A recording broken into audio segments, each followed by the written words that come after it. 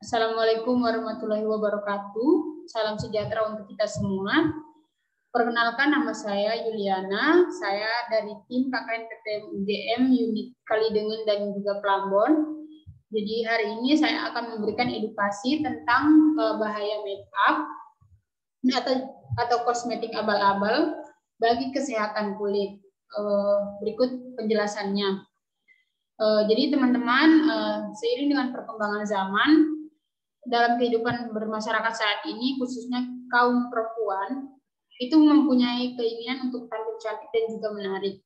Nah, hal ini tuh merupakan hal yang wajar, sehingga saat ini tuh banyak banget wanita atau perempuan yang rela menghabiskan uang demi untuk mempercantik diri, seperti pergi ke salon, klinik-klinik kecantikan, dan juga membeli kosmetik yang dibeli baik secara langsung maupun secara online, semata-mata hanya untuk mempercantik diri. Nah, teman-teman, saat ini Pak, itu tuh terjadi, kita berada pada era di mana perdagangan itu terjadi secara bebas. Nah, pada era perdagangan bebas seperti ini tuh banyak banget kosmetik yang beredar di pasaran dengan berbagai jenis merek, harga, dan juga kualitas.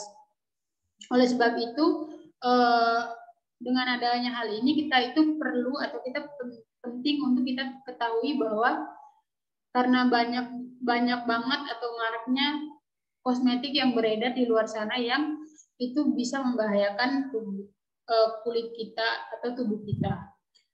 Berikut saya akan share screen untuk PowerPoint yang sudah saya buat terkait dengan bahaya dari makeup palsu atau abal-abalan.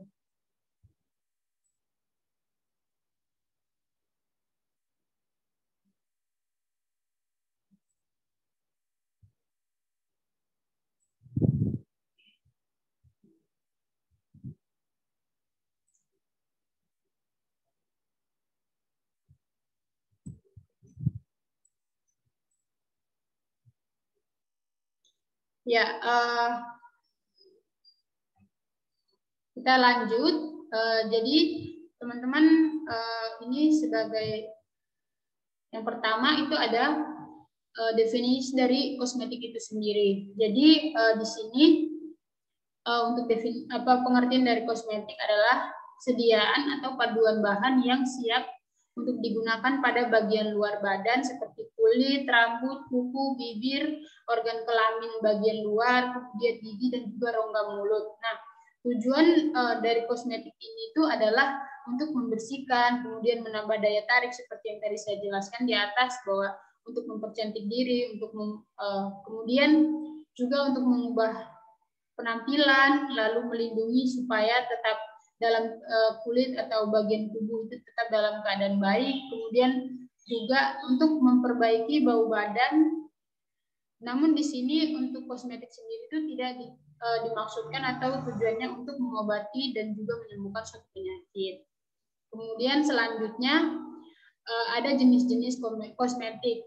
Nah, teman-teman, di sini menurut Breu dan Principles of Cosmetic for Dermatologists itu membuat klasifikasi sebagai berikut. Jadi mereka membuat klasifikasi untuk kosmetik itu sendiri. Nah, di sini mereka membuat klasifikasi yang pertama itu adalah jenis kosmetik untuk toilet. Nah, yang pertama itu untuk yang kosmetik jenis kosmetik toilet itu ada sabun, sampo, lalu ada pengilap rambut, kondisioner rambut, penata, pewarna, kemudian pengering rambut, pelurus rambut, deodoran, dan juga tabir surya atau yang biasa kita gunakan ketika kita keluar rumah. Nah, ini jenis-jenis kosmetik ini mungkin teman-teman sudah sangat familiar ya. Lalu kita lanjut untuk yang jenis kosmetik berikutnya ada skincare. Ini bahasa sekarangnya teman-teman pasti sudah sangat familiar dengan kata skincare ya. Nah, di sini untuk klasifikasinya itu untuk yang skincare ada jenisnya, ada pencukur, kemudian pembersih, toner, pelembab, masker, krim malam, dan bahan untuk mandi seperti yang tadi dijelaskan di atas ya. Lalu yang berikutnya ada make up. Di sini untuk contohnya itu ada foundation, makeup, lipstick, blusher, juga enamel kuku ya. Lalu yang terakhir ada fragrance. Di sini ini hampir sama dengan yang pertama tadi yang toilet, tapi di sini mungkin lebih kepada wangi-wangian. Ini ada jenisnya seperti parfum, cologne gel, kemudian toilet water, body lotion, bath powder, kemudian after shave agents. Lalu kita lanjut ke yang berikutnya, yaitu adalah ciri-ciri dari kosmetik palsu. Kita lanjut, di sini ada kriteria produk kosmetik yang dikatakan tidak aman ya teman-teman. Yang pertama, untuk ciri-ciri dari kosmetik palsu itu sendiri, yang pertama adalah produk yang dijual atau yang ada di pasaran itu tidak ada nomor registrasi atau nomor tidak terdaftar pada BPOM. BPOM itu adalah, kalau teman-teman tahu, itu adalah Badan Pengawas Obat dan Makanan. Nah, di sini seperti contoh, saya di gambar ini ada contoh produk yang dijual itu tanpa nomor registrasi BPOM. Nah, ini seperti contohnya di foto, di tampilannya ada sabun dan juga toner, kemudian ada ini di sini krim siang dan juga malam, yang di wadahnya itu atau di tempatnya ini tidak ada tulisan ataupun keterangan dari produk ini. Kemudian ini ada contoh produk yang dia itu ada nomor registrasi BPOM-nya. Seperti teman-teman lihat ya, ada nomor BPOM-nya, kemudian ada data-data yang ada keterangan-keterangannya. Lalu kita lanjut, di sini ada yang kedua itu tidak ada nama pendaftarnya. Ini sama ya seperti yang di tadi nomor yang pertama. Ini saya hanya taruh gambarnya seperti ini, krim yang tidak hanya polos aja tempatnya, karena untuk yang krim atau kosmetik palsu itu, dia itu ciri-cirinya seperti ini, tidak ada keterangan apapun di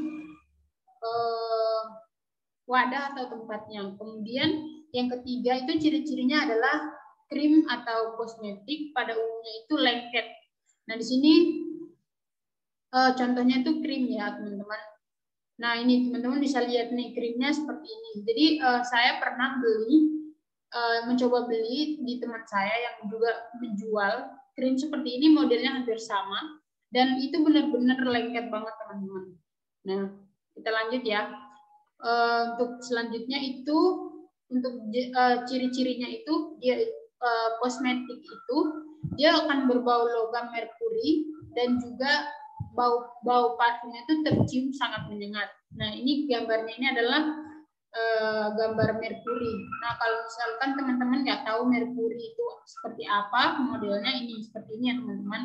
Nah, kalau misalkan teman-teman atau di rumah ada ibu yang punya termometer yang lama, jenis lama yang dia itu terbuat dari gelas. Nah, di dalam termometer itu ada cairan seperti warnanya seperti ini. Nah, itu air raksa atau merkuri. Kemudian untuk yang ciri-ciri yang kelima itu kosmetik atau krim atau apapun yang produk yang dijual itu warnanya itu sangat mencolok, karena di sini mereka produsen itu menggunakan pewarna tekstil yang biasanya digunakan untuk sebagai pewarna untuk pakaian. Nah, teman-teman bisa lihat ya, ini warnanya sangat mencolok banget seperti di gambar ya. Kemudian kita lanjut yang ke-6, ciri-ciri dari kosmetik palsu itu pada saat pemakaian awal itu dia menyebabkan iritasi dan kemerahan bila terkena sinar matahari. Jadi ini gambaran seperti di gambar yang pertama ini pada saat pemakaian awal ini menyebabkan iritasi. Nih, ada bentol-bentol kayak nanah-nanah gitu. Kemudian ini yang ciri-cirinya itu ketika teman-teman menggunakan kosmetik palsu atau kosmetik yang hanya abal-abalan itu, nah itu nanti pada saat misalkan teman-teman pergi keluar dan terkena sinar matahari, dia akan kulit teman-teman akan berubah warna seperti ini. Jadi teman-teman bisa cek dari produk-produk itu, kalau misalkan teman-teman menemukan ciri-ciri seperti ini, teman-teman bisa mencurigai produk yang teman-teman pakai itu adalah produk yang palsu seperti itu. Kemudian kita lanjut ya. Oke, kita lanjut. Selanjutnya adalah bahaya kosmetik abal-abal. Nah, di sini ada berbagai macam bahayanya, tapi saya hanya mengambil 4 aja dari bahayanya. Nanti teman-teman bisa cari informasinya di internet tentang bahaya-bahaya apa saja yang ditimbulkan dari kosmetik-kosmetik palsu seperti itu. Ini yang pertama, untuk bahayanya itu ada keracunan. Kemudian yang berikutnya bahayanya adalah perubahan warna kulit. Jelas ya teman-teman, kan kita menggunakan kosmetik itu untuk mempercantik diri, membuat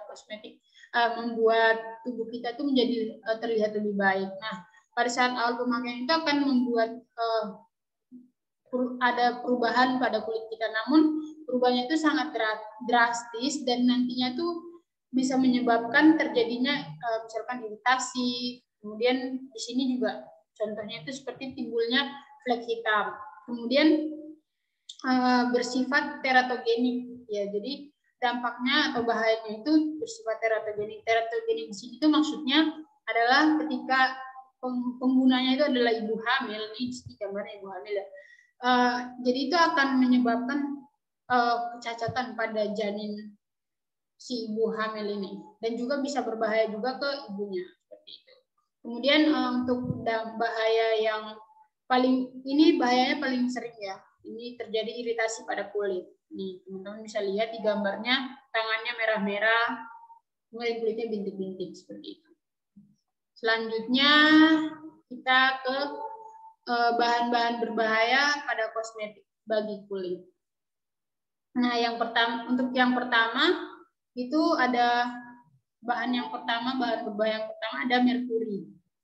Nih teman-teman bisa lihat ya, merkuri tadi yang seperti yang sudah saya jelaskan di atas. Nah, ini di sini merkuri atau air raksa itu merupakan senyawa logam berat yang berbahaya dan bersifat racun. Nah, penggunaan saat merkuri ini baik itu dalam skala besar maupun kecil itu sangat berbahaya bagi tubuh karena dapat merusak tubuh seperti kerusakan pada kulit. Lalu selanjutnya jadi ini ada dampak dari penggunaan merkuri. Nah, dampak dari penggunaan merkuri itu sendiri bisa terjadi perubahan pada kulit. Nih seperti contoh nih, kulitnya jadi warna merah yang seperti tadi saya jelaskan. Ketika teman-teman kena panas, mukanya akan menjadi berubah kemerahan seperti ini. Lalu ini bisa muncul bintik-bintik hitam atau flek hitam, seperti gambar di wajahnya itu muncul bintik-bintik hitam. Kemudian alergi, lalu ada iritasi kulit. Kemudian yang paling berbahaya itu dampaknya adalah bisa terjadi kanker kulit. Ini seperti teman-teman bisa lihat, kulitnya jadi seperti ini, kemerahan sampai ini, dan juga bisa ada warna hitam di bagian tangan, seperti kayaknya di bagian tangan. Nah, dan ketika sudah terjadi kanker kulit ini juga akan bisa berujung kepada kematian. Kemudian untuk saat berikutnya ada hidrokoinon. Nah, hidrokoinon ini termasuk golongan obat keras dan hanya bisa digunakan dengan resep dokter. Dan untuk hidrokoinon ini penggunanya itu hanya tidak boleh lebih dari 2%. Nah, ini gambarnya teman-teman bisa lihat hidrokoinon. Kemudian hidrokoinon ini merupakan produk kosmetik yang bersifat sebagai pemutih atau pencerah kulit. Untuk efek sampingnya dari hidrokoinon ini bisa terjadi iritasi, kemudian kulit menjadi merah atau dalam bahasa medisnya itu eritema, lalu ada rasa seperti rasa terbakar pada kulit. Nah, untuk efek sampingnya yang sudah saya sebutkan ini tuh dia terjadi ketika atau setelah pemakaian hidropoin dengan konsentrasi tinggi yaitu di atas 4%. Kemudian untuk pemakaian hidropoin di bawah 2% dalam jangka waktu lama atau secara terus-menerus itu dapat menyebabkan leukoderma. Ini seperti di gambar ya teman-teman, ini leukoderma. Jadi kulitnya kayak mengelupas ini jadi putih-putih gini. Kemudian bisa terjadi okronosis eksogen atau diskolorasi warna kulit nih. Jadi kulitnya warna hitam seperti ini ya.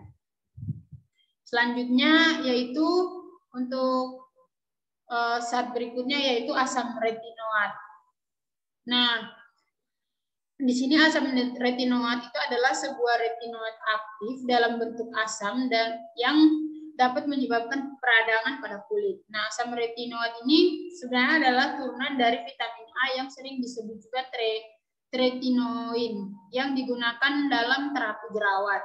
Nah, dampak yang ditimbulkan dari asam retinoat ini sendiri adalah bisa menimbulkan iritasi pada kulit, kemudian bersifat karsinogenik atau dapat menyebabkan kanker, dan juga teratogenik atau dapat menyebabkan cacat janin seperti yang sudah saya jelaskan di atas terkait dengan bahaya dari kosmetik palsu itu sendiri.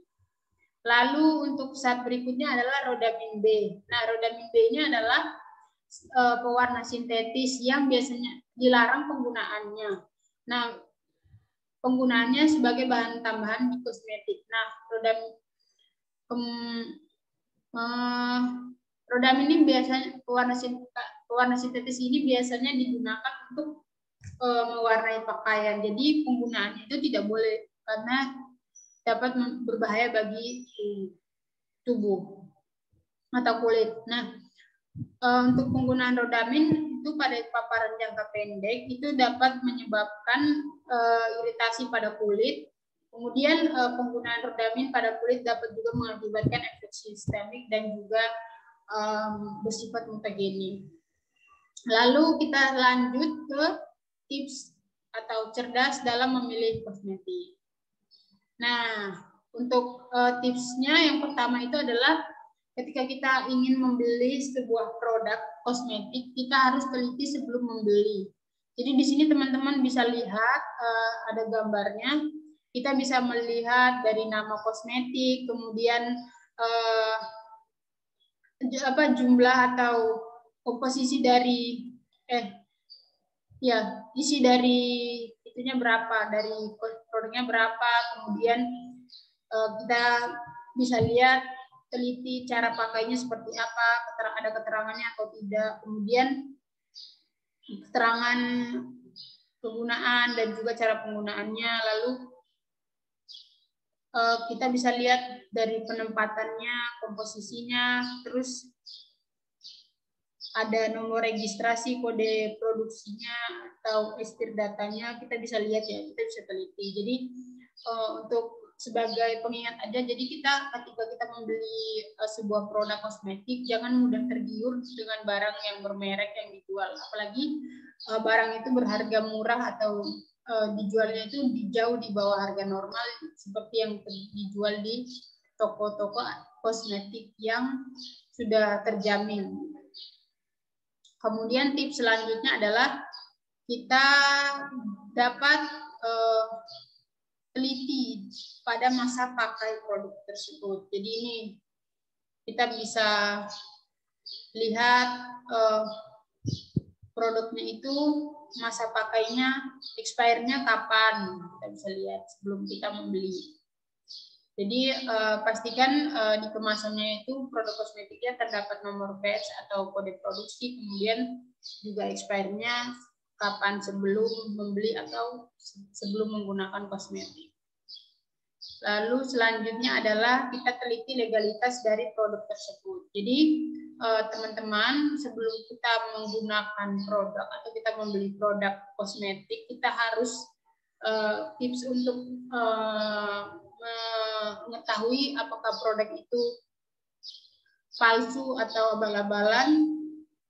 Kita bisa mengeceknya di ini ada webnya, kita bisa cek di cekbpom.pom.go.id. Jadi kita bisa cek di situ ada nomor BPOM-nya atau enggak, kemudian kode produksinya, expirednya, dan sebagainya. Kita bisa lihat ya teman-teman. Selanjutnya adalah kita harus teliti juga, kita harus tahu juga di produk yang kita gunakan itu apakah terdapat identitas produsen atau tidak. Nah, biasanya itu kosmetik palsu itu yang seperti saya jelaskan di atas, ada contohnya juga bahwa biasanya itu untuk yang produk-produk palsu atau abal-abal itu mereka tidak mencantumkan nama atau PT atau perusahaan atau pabrik yang memproduksi. Jadi kita bisa lihat di sini itu ada contohnya, ada PT ini bisa dilihat. Jadi kalau misalkan kita mau beli atau mau pakai suatu produk kosmetik, kita harus teliti juga identitas produsennya. Bisa jadi produsennya hanya produsen yang tidak bertanggung jawab, dan itu juga mereka tidak mendaftarkan produk mereka ke BPOM. Kemudian selanjutnya adalah teliti komposisi kosmetik. Jadi teman-teman juga pada saat membeli produk bisa juga melihat komposisi atau ingredients dari kosmetik atau produk yang teman-teman beli. Di sini bisa seperti yang terlihat di gambar ya teman-teman bisa lihat. Nah, di sini tujuannya untuk mengetahui apakah teliti komposisi kosmetik itu adalah tujuannya untuk kita mengetahui apa ada atau tidaknya bahan berbahaya dalam kosmetik pada komposisi produk tersebut. Selanjutnya ya habis. Oke, ini referensi yang saya gunakan untuk sekian dari saya. Nanti jika Bapak Ibu, jika Ibu-ibu dan juga teman-teman ada yang ingin ditanyakan, bisa ditanyakan kepada saya. Oh iya, nanti untuk video ini saya akan share di YouTube Kalidengan. Nanti Ibu-ibu dan juga teman-teman bisa mengaksesnya atau bisa menontonnya lewat YouTube ya. Sekian dari saya, kurang lebihnya mohon maaf. Saya akhiri. Selamat siang.